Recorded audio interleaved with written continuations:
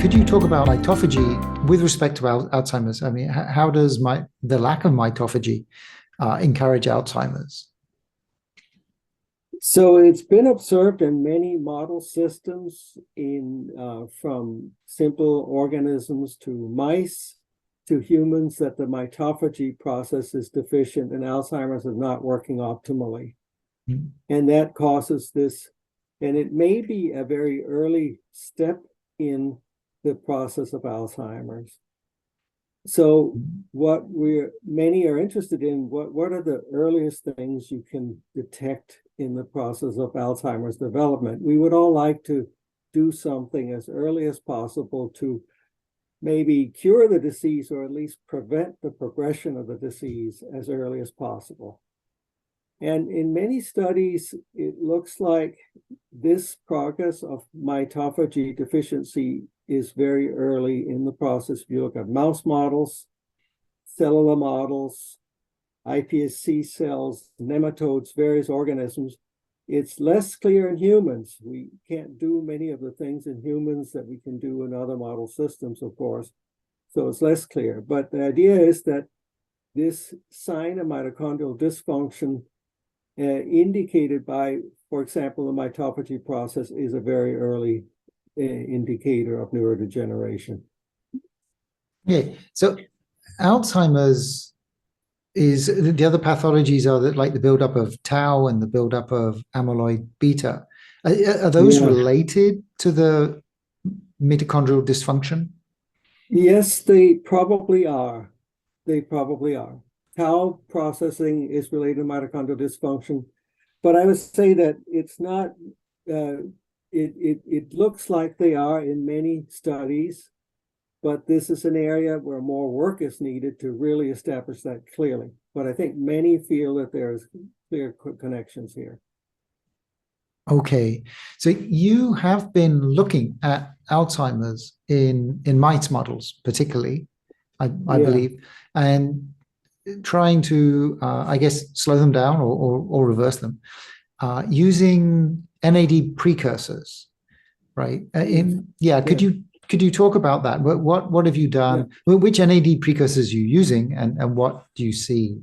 Yes. So NAD is a very essential molecule in cellular metabolism in general, and is involved in DNA damage processing, in mitochondrial mitophagy functions, and multitudes of other processes, and regulates sirtuins, which also is a major player in mitochondrial function and genomic instability. So we early became interested.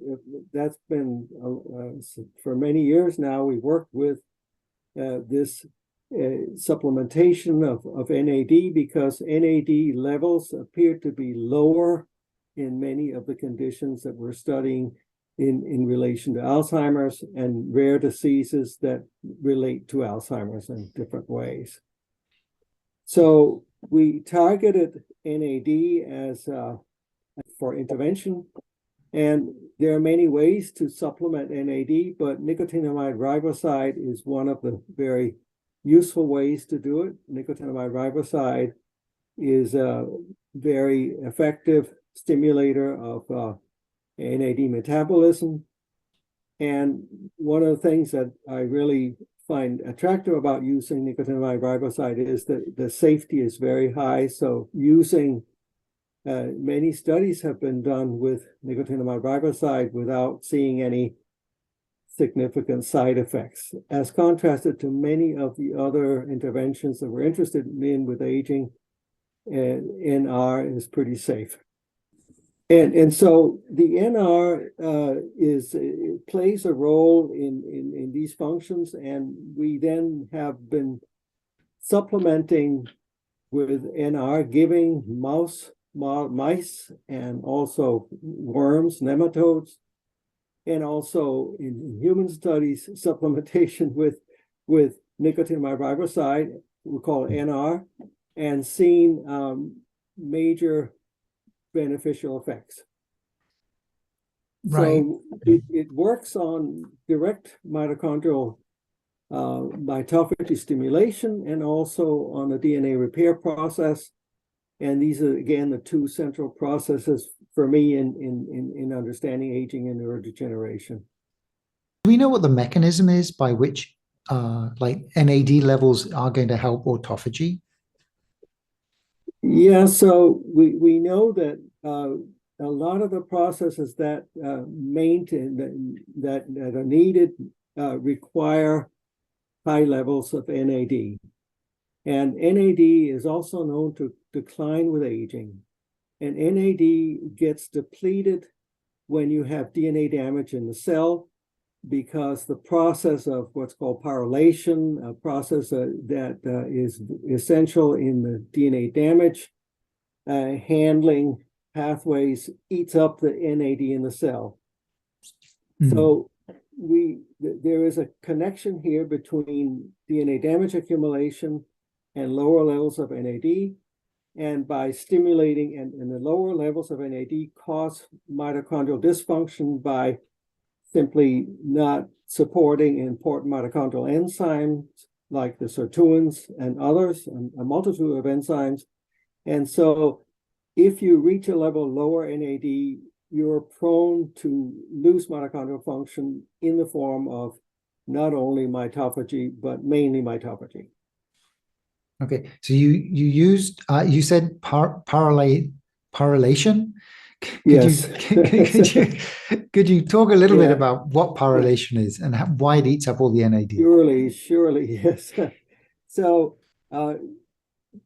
in the process, so DNA damage is occurring all the time in cells, and we're exposed to damage to DNA and other macromolecules all the time from environmental exposure, from processes within our organism, but notably from all the toxins in the environment and UV light and so forth. When this damage lands in DNA, one of the first things is a system that recognizes the damage, and it's called parylation, and it's a post-translational process whereby proteins are marked for changes or for deterioration in the cell. And it's one of the earliest signs and reactions to damage in the DNA. And this process eats up the NAD in the cell because NAD is used for the parylation process. So if you accumulate a lot of damage in the cell, you deplete your NAD pools. And also, if you have deficiencies or defects or lower levels of DNA repair because of a disease or because of some condition, then you also accumulate this, then you amass this DNA damage more, and that also depletes in the same way the NAD in the cell. So parylation DNA damage response is a major source of depleting NAD in the cell. And Alzheimer's have more DNA damage? And Alzheimer's and Parkinson's and other neurodegenerations have more DNA damage, and they have higher levels of parylation. And some diseases have even higher levels of DNA damage and even higher levels of parylation.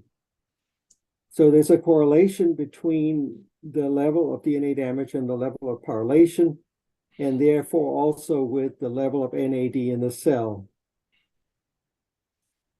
So one of the goals of this, we would like to, so these kinds of things, these results I mentioned, comes from studies in cells and in worm models, other organisms, and in mice. And in humans, it's a little more unclear how all this works, but we think generally in the same way. But what is a hopeful goal in the future is to really determine this on a more individual basis, because it might be very different in different individuals how much DNA damage you have and what the response to DNA damage is, and therefore what your NAD level is. So a goal that I'm interested in is getting to the level of determining how much NAD, if you will, individuals have, and therefore how prone they would be to intervention with NAD supplementation, such as nicotinamide riboside. Right, because I was going to ask a question. So at the moment, you're looking at Alzheimer's, and Alzheimer's, well, one of the things of Alzheimer's is that it has low NAD. But as you said, as we get older, we get low NAD anyway. So does it follow that, like, for a person without Alzheimer's, taking NR would also provide benefits? Yeah, it may follow. I mean, I think it kind of follows, but it needs to be proven. Right. And again, I think it depends a lot on individuals and also their variabilities between males and females and all kinds of things, and young and old. But the idea here is, to some extent, that Alzheimer's and other diseases, major diseases, in fact, represent sort of a premature aging spectrum, so that when you get these, it's really a way of saying it's an early aging process. And there are other diseases that we typically that have been characterized as premature aging, that are more rare diseases, but where you see it very clearly that patients appear much older than they are. And many of these changes that we see with aging occurs much earlier in these diseases called premature aging diseases. And I've worked a lot with those as model systems to understand the aging process. And they kind of all have similarities with processes that essentially are aging processes, but that occur much earlier. In looking at Alzheimer's, you saw that there was extra inflammation, right? Alzheimer's is characterized by inflammation in the brain, is one of the things. And NAD supplementation, well, NAD precursor supplementation, reduce that inflammation. Yes, also it reduces the inflammation. And the senescence? And the senescence as well, actually. Yeah. So many of the signs of aging, it reduces. There are other things that reduce senescence that people are working with, but NAD supplementation does reduce senescence and has a very strong reduction of inflammation.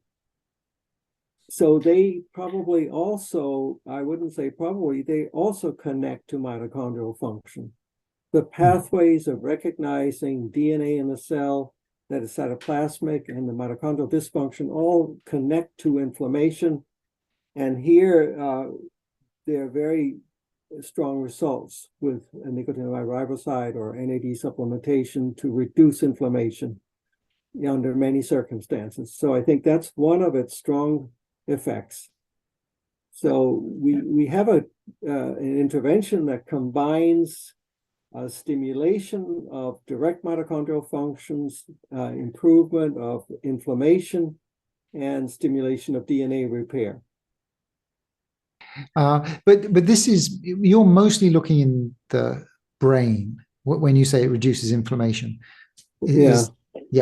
Okay. So one question. Other people have looked at other systems and seen reduction of inflammation also with NAD supplementation. So it's not only in the brain. Okay, right. So brain cells, just do they senesce in the same way as ordinary somatic cells? Not exactly the same way, but in similar ways. There's a lot of discussion about this, exactly how they senescence, but they do senescence, and they do, and also there's a clear connection in many studies between the DNA damage and senescence. So if you damage a cell with things that would cause DNA damage, you induce senescence. So you saw improved DNA repair which I guess was because you're upregulating SIRT1, or PARP1 or both? Well, it's that's part of it, but there are other things that are upregulated. It's a little complicated. DNA repair is a very complicated process. So what we can mainly observe is that the process of DNA repair is enhanced. So, for example, I can get deeply into this, but it's a little complicated. But we, for example, can measure in very simple functional ways that DNA repair is stimulated with NAD. When you look at double-strand breaks in DNA for one, and other types of DNA lesions. So DNA repair involves many, many processes. Right. So is raising the DNA sufficient? Do you also need like a SIRT1 activator or some other activator to push the actual repair mechanisms? Yeah, I think that it's these processes like DNA repair and also sirtuins are very complicated processes, many steps in the pathway. So right. You can't just improve them by, for example, stimulating one step in the process, because it's all a very fine-tuned balance.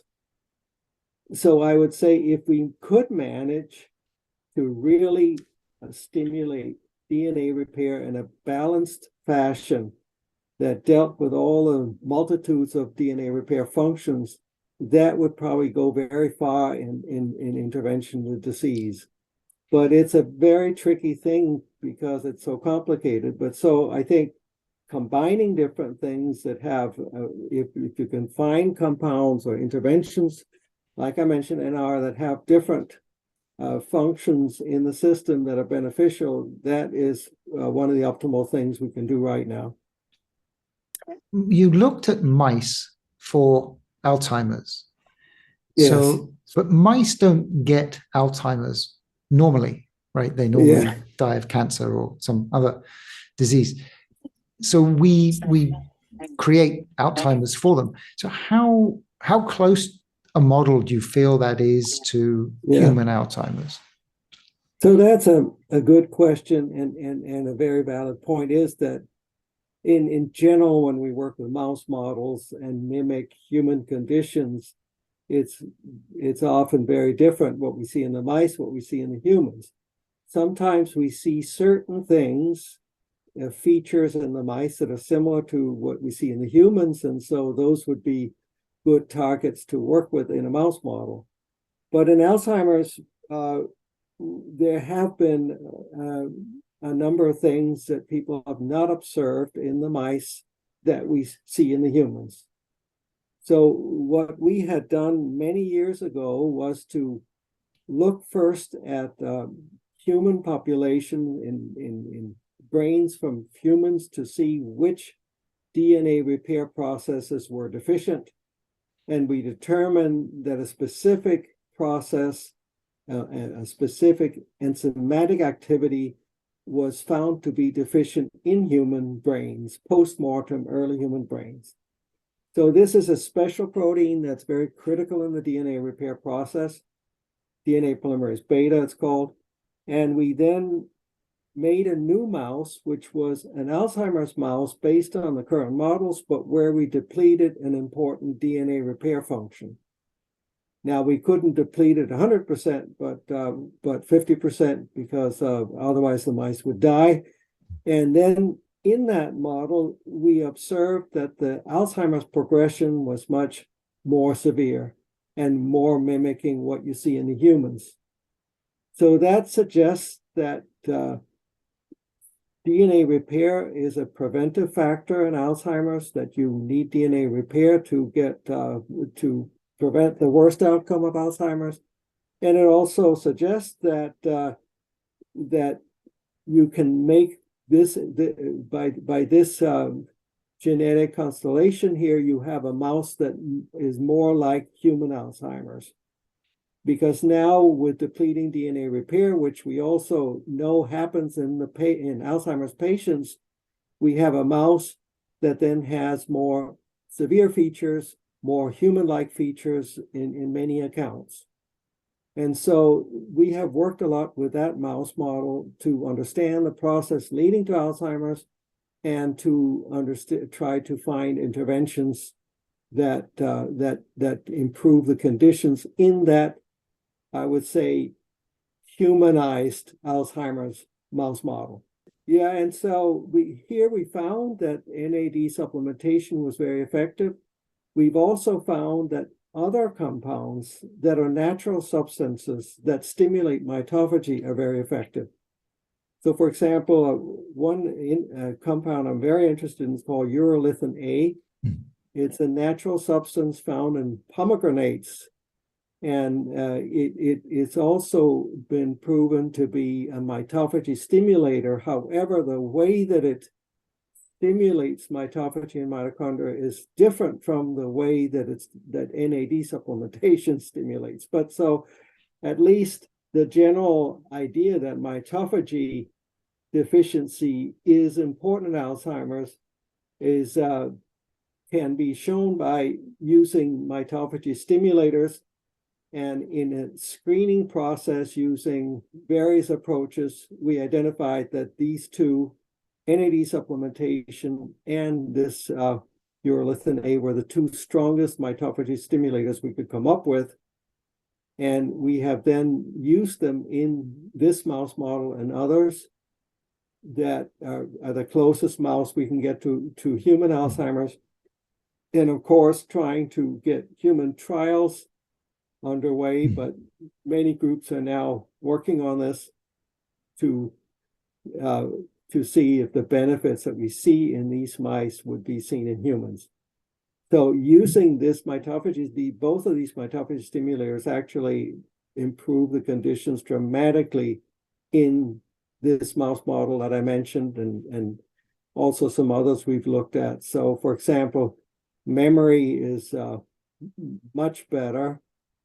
And so I think I'm trying to say that with these interventions, we think that we're halting the progression of the disease. We're not claiming that we can actually necessarily cure the disease, but so if you could get in at a very early stage in the development of Alzheimer's and stimulate with these kinds of things or interventions that I mentioned, then that would be very beneficial.